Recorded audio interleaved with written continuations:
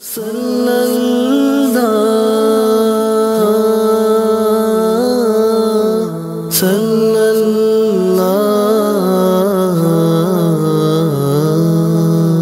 بسم اللہ الرحمن الرحیم اللہم صلی علی سیدنا و مولانا محمد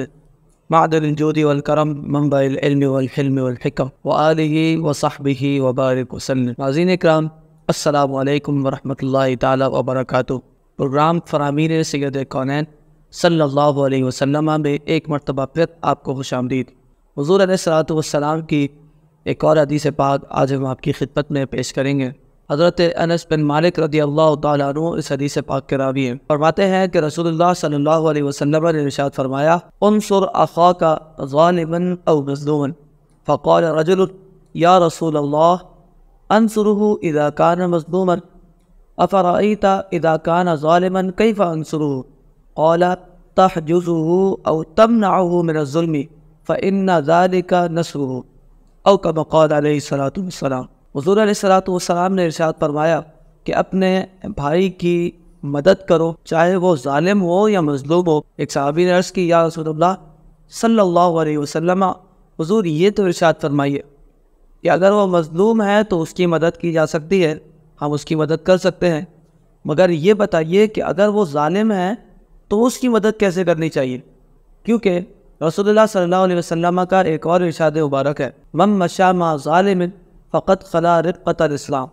کہ جو شخص ظالم کے ساتھ چلا اس نے اسلام کا کلادہ اتار دیا، یعنی وہ ایمان سے فارغ ہو گیا، ایمان سے باہر نکل گیا۔ کہ حضور یہ بتائیے کہ اگر مظلوم ہے تو اس کی تو مدد کی جا سکتی ہے، مگر کوئی ظالم ہے تو اس کی مدد کیسے کریں گے؟ تو رسول اللہ صلی اللہ علیہ وسلم نے ارشاد فرمایا کہ تم اسے روکو اور اسے منع کرو تو یہ اس کی سب سے بڑی مدد ہے، اس طرح تم اس کی مدد کر سکتے ہو۔ سبحان اللہ، رسول اللہ صلی اللہ علیہ وسلم نے کیا اصول بتا دیے، کیا طریقے بتا دیے کہ اگر کوئی مظلوم ہے تو اس کی مدد تو کرو، مگر ظالم کو ظلم سے روکنا بھی یہ اس کی مدد ہے۔ ہم سمجھتے ہیں کہ اگر کوئی ظالم ظلم کر رہا ہے تو اسے روکنا یہ مظلوم کی مدد ہے، مگر رسول اللہ صلی اللہ علیہ وسلم نے اس کو مظلوم کے کھاتے میں نہیں ڈالا، بلکہ یہ ظالم کے کھاتے میں آیا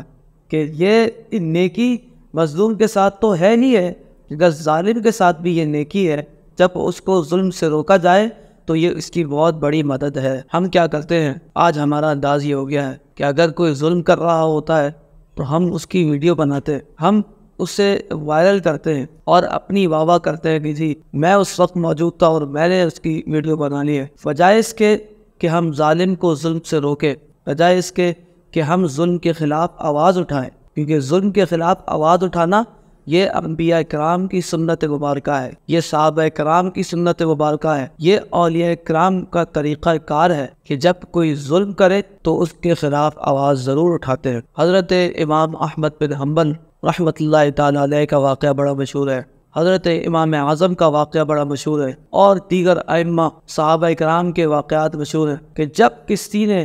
ظلم کے لیے تلوار اٹھائی، اس کے خلاف اگر کچھ نہیں کر سکتے تو آواز ضرور بلند کرتے تھے۔ کچھ نہیں کر سکتے، ظاہر ہے بادشاہ ہے، اس کے پاس اختیار ہے، تو امام احمد بن حنبل کیا کر سکتے تھے، امام اعظم کیا کر سکتے تھے؟ کچھ نہیں کر سکتے تھے، مگر اس کے خلاف ضرور بولتے تھے، اپنی زبان سے جہاد ضرور کرتے تھے۔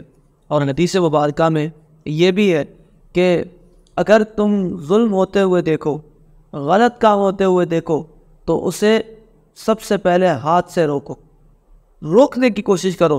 اگر ہاتھ سے روکنے کی استطاعت نہیں رکھتے تو پھر زبان سے روکو،